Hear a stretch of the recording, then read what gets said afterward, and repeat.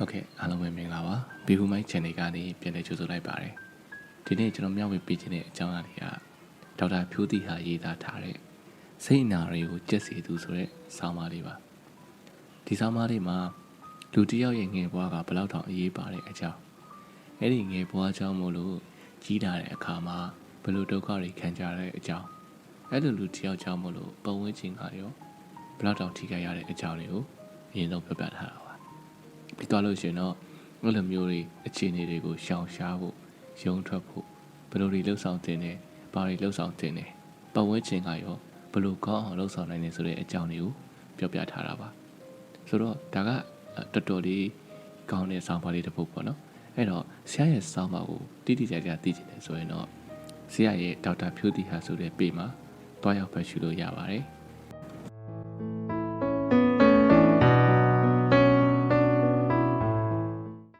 စိတ်အနာတွေကိုကျက်စေသူ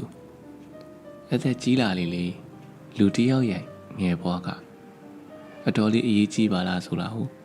ဆရာကသိလာတယ်တဲ့ဒီတစ်ချက်တည်းကြောင့်တော့မဟုတ်ပေမဲ့လူတစ်ယောက်ကိုပုံဖော်တဲ့နေရာမှာသူ့ရဲ့ငယ်ဘဝကရာခိုင်နှုန်းတော်တော်များများအရေးကြီးတယ်လို့ပြောလို့ရတယ်ပေါ့ဝန်ဆက်သူသမားရဲ့အကြောင်းဆိုလို့ရှိရင်သူကျူးလွန်ခဲ့တဲ့ဒီအံ့အားသင့်စရာပြစ်မှုတွေကိုပဲလူတွေကစိတ်ဝင်စားတတ်ကြတယ်လူဘယ်နေရာကိုဘယ်လိုလုပ်တာဘယ်လောက်ထိရက်ဆက်တာစသဖြင့်ပေါ့အဲ့လိုစာအုပ်တွေရုပ်ရှင်တွေဆိုရင်ပေါက်တယ်ရောင်းကောင်းတယ်ဒါပေမဲ့ဒီဥစ္စာကရေခဲဖြင့်ရဲ့ရေခဲတုံဥပမာလိုပဲကျွန်တော်တို့မြင်တွေ့နေရတာကသူ့ရဲ့ဆိုးရုံမှုတွေပဲမြင်ရတာသူ့ရဲ့ရေမြင့်တဲ့ပြင်အောက်မှာတင်းမြုပ်နေတာကသူ့ရဲ့ဆိုးဝါးလာတဲ့ငယ်ဘဝပါသူတို့တွေကနေရင်ထိုင်နေနေတော့အဲ့လိုဇေးရဲခေးလက်ဖြစ်လာမှာတော့မဟုတ်ဘူးပင်ကိုဗီဇာသက်သက်ချောင်းလဲဖြစ်ဖို့ရခိုင်တော့နေတယ်ပေါ့ငယ်ဘဝမှာအနိုင်ကျင့်အကြံဖတ်မှုတွေကြုံရတယ်အဖေနဲ့အမေရဲ့ toxic relationship တွေကိုမြင်တွေ့ရတယ်အရက်ဆွဲနေတာမွေးစီဆွဲနေတာဒါမှမဟုတ်ရင်စိတ်ပိုင်းဆိုင်ရာပြဿနာတွေရှိနေတာရှိုင်းတဲ့လူရဲ့ဆဲဆူအဲ့လို violent behavior တွေရှိနေတာမြင်တွေ့ခဲ့ရတယ်ပေါ့ကိုချင်းစာတရားဆိုတာကတကယ်တော့မွေးကလေးကပါလာတာမဟုတ်ဘူးတင်ယူရတဲ့အရာပါသူတို့ကကြတော့အဲ့လိုငယ်ဘဝမှာရှိခဲ့တဲ့အတွက်ကြောင့်မို့လို့ကိုချင်းစာတရားဆိုတာဘာမှမသိခဲ့ရဘူးအဲ့တော့သူတို့မှာဒီအမစ်တလာလို့ခေါ်တဲ့စိတ်ခံစားချက်တွေနဲ့ပတ်သက်တဲ့အုံနောက်အစိတ်အပိုင်းကပုံမှန်ထက်18%လောက်ပိုသေးနေတာကိုတွေ့ရတယ်ပေါ့ဒါကြောင့်ပဲအဲ့လောက်ထိရက်ဆက်ချမ်းကျုပ်တဲ့လုပ်ရတွေကိုလုပ်နိုင်တာပေါ့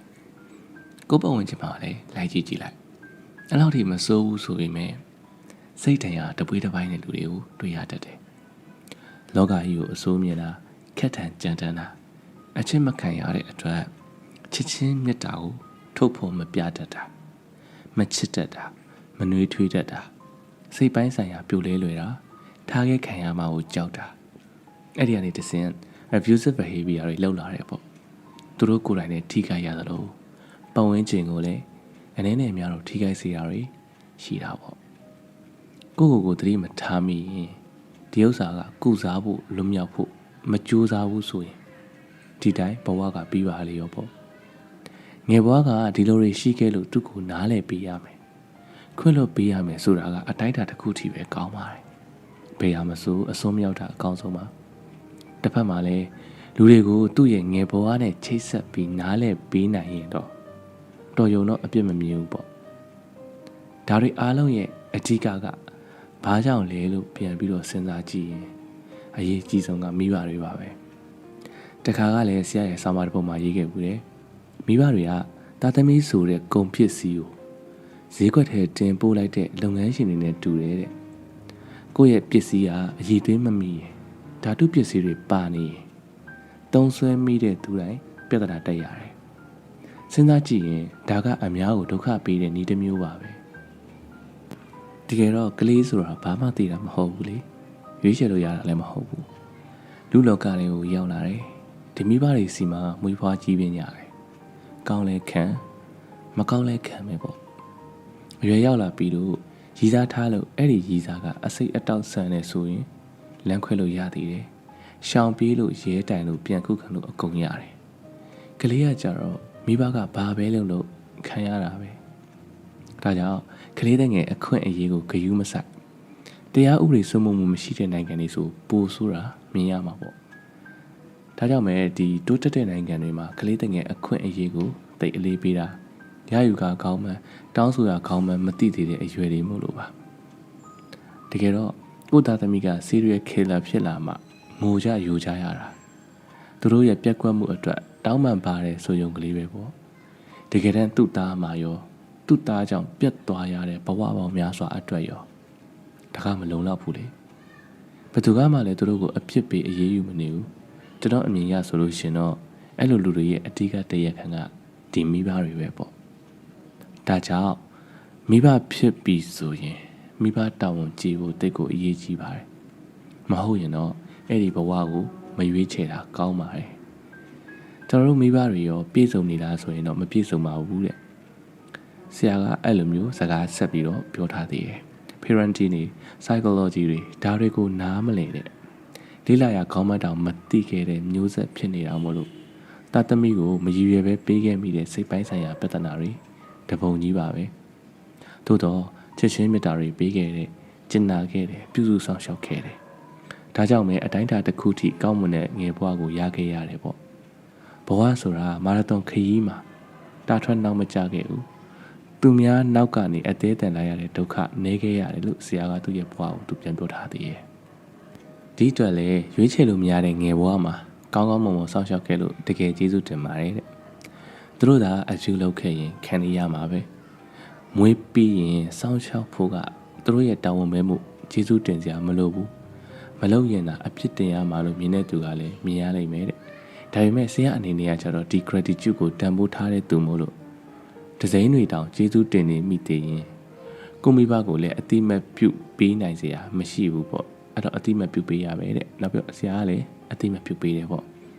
ဒီတော့စိုးရတဲ့ငယ်ဘဝအကြောင်းလေးကိုကြားသိရတိုင်းဆရာရဲ့ကောင်းထဲမှာပေါ်လာတဲ့အတွေ့လေးပါဒီအတွေ့ရငါမိဘကဆင်းရဲတယ်လို့ပြောတဲ့သူတွေရှိမှာငါမိဘကတော့ဘလို့ချမ်းသာတာခွာဆိုပြီးကြွားနေတယ်လို့ဖြစ်နေမှာတော့မသိဘူးတဲ့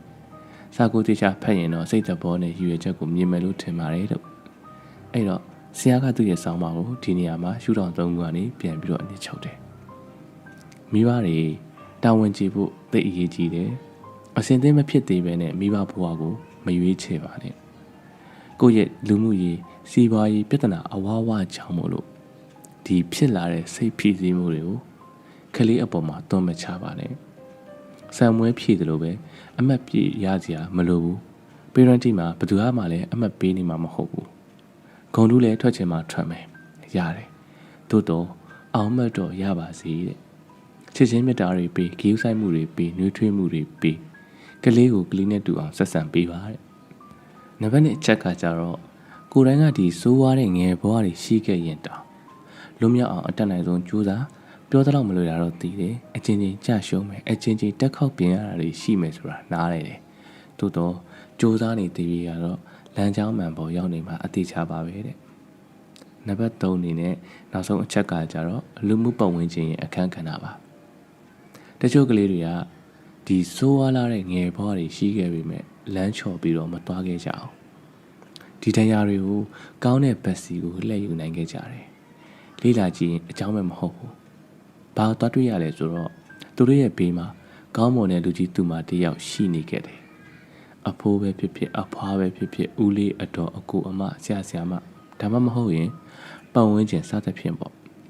ဒါကြောင့် it takes a village to nurture the child လို့ပြောကြတာ parenting ဆိုတာကအားလုံးနဲ့ဆိုင်တဲ့အရာပါကိုယ်မှသာမေတ္တာတရားရှိနေရင်အဲ့ဒီလိုစိတ်အနာတွေကိုကျက်စီတဲ့သူမိဘကြောင့်တရားရနေတဲ့သူကလေးတွေကိုသွေးသိမ်းစေတဲ့သူပတ်ဝန်းကျင်ကိုဒုက္ခပေးမဲ့လူတယောက်ထွက်ပေါ်မပလာအောင်ကာကွယ်တားဆီးပေးနိုင်တဲ့သူဖြစ်အောင်လုပ်လို့ရတယ်ပေါ့အဲ့တော့ဒီရှုထောင့်၃ခုမှာဆရာကိုယ်တိုင်ကမိဘမဖြစ်သေးဘူးအဆိုးဝါးလာတဲ့ငယ်ဘဝမှာလည်းမရှိခဲ့ဘူးဒါပေမဲ့တတိယရှုထောင့်ကတော့ဆရာနဲ့ဆိုင်သွားတယ်ဆရာပါဝင်နေရလို့ပြောလို့ရတယ်တဲ့ဒါကြောင့်ဒီလိုစာတွေဆရာကိုယ်တိုင်ရေးဖြစ်နေတာပေါ့ကိုယ့်ရဲ့ပတ်ဝန်းကျင်မှာဒီလိုအခြေအနေမျိုးနဲ့ကလေးကိုမကြုံဘူးသေးတဲ့အတွက်သူ့ဘဝဟာလာပါလာအောင်သူ့စိတ်အနာတွေကျက်သွားအောင် အကောင့်ဘက်ကိုပြောင်းလဲလာအောင်ကိုယ်တိုင်ကိုကြတေချာလုပ်ပေးခွင့်တော့မရသေးဘူးပေါ့ကလေးတွေနဲ့တိတ်မဆက်ဆက်တာလည်းပါမယ်ထင်တယ်တဲ့ကျောင်းဆရာမတွေကတော့ပို့ပြီးတော့ဒီလိုမျိုးလုပ်တဲ့နေရာမှာအခွင့်တာလိမ့်မယ်လို့ထင်မိတယ်ပေါ့ဒီတော့အခွင့်အရေးရပါလေနဲ့ကြော်ခွာသွားကြတဲ့လူတွေဒီလိုကလေးတွေကိုမြင်ရင်ကူညီဖေးမရမယ်အစားအမျက်ထုတ်စရာအဖြစ်နဲ့မှတ်ယူထားကြတဲ့သူတွေကလည်းဒုနဲ့တည်းရှိသေးတယ်ပေါ့လောကကိုပို့ပြီးတော့ရုပ်ဆိုးအကြီးတန်းစီတဲ့သူတွေပါဒါကြောင့်အဓိကအကြဆုံးကကိုယ့်ရင်ထဲမှာမေတ္တာကရုဏာကိုချင်းစာတရားဒီစိတ်ကောင်းတွေကိုမွေးမြူထားဖို့လိုတယ်လို့မြင်ပါတယ်တဲ့ဒီလိုသာဆိုလို့ရှိရင်ကိုယ့်လက်နဲ့ထိလိုက်တဲ့အရာတိုင်းကိုအရင်ကထက်ပိုလာအောင်လုပ်ပေးနိုင်ပါလိမ့်မယ်တဲ့ဆရာရဲ့စောင်းမလေးကိုဒီနေရာမှာအဆုံးသတ်ထားတယ်ပေါ့ဆိုတော့ကျွန်တော်ဆက်ပြီးစဉ်းစားမိတာပေါ့ဒီငယ်ဘွားဆိုတဲ့ကိစ္စမှာကျွန်တော်အရှိကဗီဒီယိုမှာလည်းတင်ခဲ့ပူတယ်ဗိုလ်ချုပ်အောင်ဆန်းရဲ့ငယ်ဘွားကတဲ့သူကအငယ်ဆုံးဖြစ်တယ်မိဘရဲ့အလိုလိုက်တာလည်းခံရတယ်ချစ်ချင်းကိုလည်းခံရတယ်အဲ့ဒီအတွက်သူကဘယ်ဟာမဆိုလုပ်မယ်ဆိုရင်ဖြစ်အောင်လုပ်နိုင်တဲ့အရည်အချင်းနဲ့စိတ်စွမ်းအင်လုံခြုံမှုသူငယ်စဉ်ကလေးကရခဲ့တယ်လို့ဗိုလ်ချုပ်ရဲ့အကူကိုအောင်ဆန်းကသူ့ရဲ့စာအုပ်ထဲမှာရေးထားတာကိုတွေ့ရတယ်။နောက်ပြီးတော့သူမှတ်ချက်ပေးတာကဒီလူတစ်ယောက်ကြီးလာတဲ့အခါမှာအထူးသဖြင့်နိုင်ငံခေါင်းဆောင်တွေမှာတဲ့ဒီမိဘကသူ့ရဲ့ငယ်ဘွားကအတော်လေးကိုအရေးပါတယ်ပေါ့။မိဘရဲ့ချစ်ချင်းကိုခံကြရတဲ့ကလေးတွေကကြီးလာတဲ့အခါမှာလူအများကိုလည်းချစ်ချင်းတွေပြန်ပြီးမျှဝေနိုင်တယ်တဲ့။အဲ့ဒီချက်ကိုသွားတွေ့ရတယ်ပေါ့။နောက်တစ်ချက်ကကြတော့